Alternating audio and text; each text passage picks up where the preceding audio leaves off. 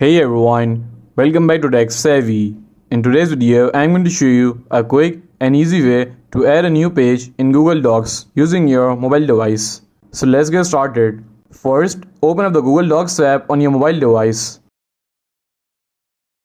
And then find the document where you wanted to add a new page. Once you find it, tap on it.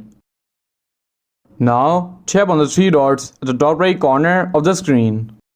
And you will see an option that says Print Layout. Simply toggle this on.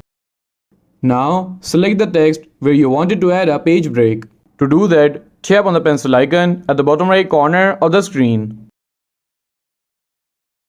And then tap on the plus icon at the top of your screen. A menu will pop up with various options. From the options, scroll down and tap on Page Break. Once you tap Page Break, you will see that a new page has been created. And that's it. That's how you can add page in Google Docs. If you found this video helpful, please give it a thumbs up and don't forget to subscribe to Tech Savvy for more helpful content. And I will see you in the next video. Thanks for watching.